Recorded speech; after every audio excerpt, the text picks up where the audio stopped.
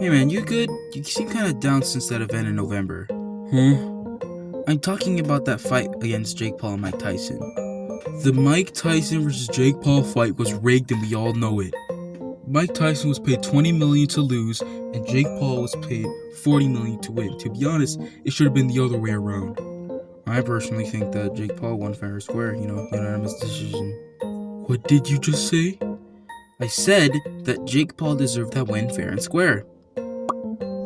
Mike Tyson? Buddy, I was just joking. Oh! My hero. On to the toy review.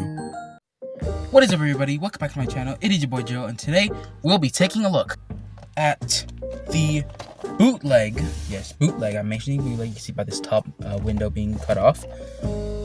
Storm Collectables. Mike Tyson final round action figure. Now, y'all see that Mike Tyson vs. Jake Paul fight? I know you did because it was on Netflix, and a lot of you had Netflix. And, in my opinion, rigged. I have no argument about it. Mike Tyson is one of my favorite boxers ever, and I wanted to go ahead and, I ordered this figure in like 2 weeks ago, and it barely arrived now. A day after Christmas.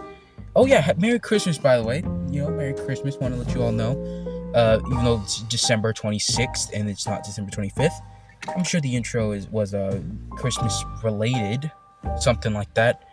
But yeah, let's go ahead and take a look at the box. So from the box, you have the Mike Tyson final round and a Storm Collectables logo. Even though this is a bootleg of Storm Collectables, you have a 17 and up. You don't get the figure if you're 17 or 16. If you're 16, get out.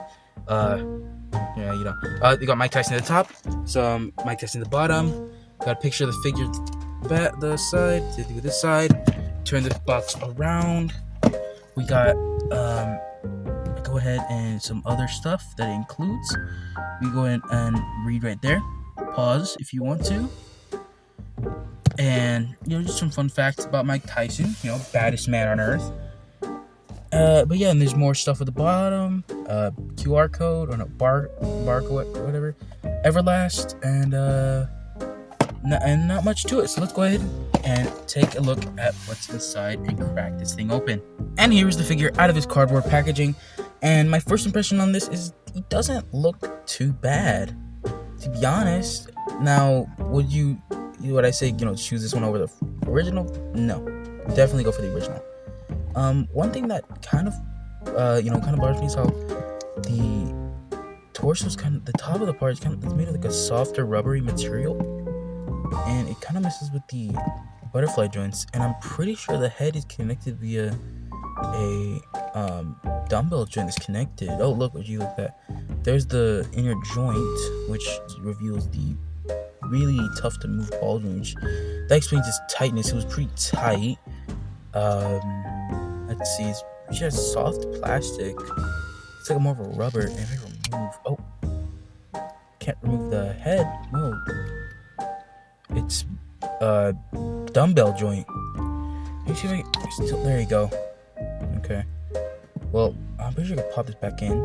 If I can try and get it in there. It's back in. Oh, okay. This isn't working at all. Hold on, I'll get back to you when I fix it. Alright, I fixed it. Now it's not out of place, but yeah, the head perfectly removable. Not necessarily a big issue with the head being an issue by taking it off. And it's made with like a softer plastic, so it's easy to get off and back on. So definitely when you come to head swapping, which this figure does come with two heads, you're able to get some enough of it. But let's go ahead and take a look. So there's a little bit of a thing right here. I'm pretty sure I can get that off with like a blade or something. But looking at his face, it doesn't look too bad. The scar, the tribal tattoo looks great. For a bootleg, the intricate detail is actually pretty good. Now I do have a little bit of a misprint on the lips and the eye. You see right there, it's a little bit off. Kind of makes him look like he has a lazy eye, but it doesn't really bother me too much, to be honest. And there's his tattoo right here. The Days of Grace tattoo, the Mao tattoo, not sure why he has that. And there's a tiger tattoo. And that's all the tattoos he has. I'm pretty sure this Mike Tyson is based off the one from his fight with Roy Jones Jr. in 2020, I'm sure. Because, there's no tattoo of his daughter. And overall, this is not a bad looking figure. Nice cloth material to the pants for Bootleg. The Everlast logo is pretty good. Same goes for the sides right there for his gloves. And his gloves, regardless of being a Bootleg, look really good. In fact, if you told someone this was, the real thing, they could possibly believe you. And, the legs don't feel bad, but it's like a little bit loosey-goosey, but they do stay in position and whatnot most of the time. I mean, he's mostly going to be standing, so I don't see why I'm going to pose him around and such. But let's stop taking a look at how this figure looks and let's see what he has to offer. When it comes to this figure and his accessories, he doesn't come with much. He just comes with 2 separate heads, which we're starting off with this plain looking head, which still has a little bit of a misprint in the eye. This angrier looking biting lips head, which looks pretty good. Definitely doesn't have that issue with the eye that the last one has. But I think I might keep this head, display and use mostly just to keep it as is. But then he also comes with this angrier teeth gritting face, which, sculpted pretty good. The eyes there's no misprint, maybe a little bit of a misprint at the lips, but overall tattoo's still looking pretty good. And but let's stop talking about what this figure comes with and let's see how he poses. Starting off with this figure's accessories, posability, sorry. He looks up that far, which isn't too much. He looks down that far, which is more or less just looking straight ahead. Head goes full rotation. Arm moves out that far. Arm has a butterfly joint, so there's a lot of range when it comes to this. So you give it that good old 1-2. Swivel at the arm, swivel at the bicep, double jointed elbow, and a swivel at the wrist. Moving on to the torso, which is a little bit complicated. There is a pretty good back crunch and a pretty decent forward crunch.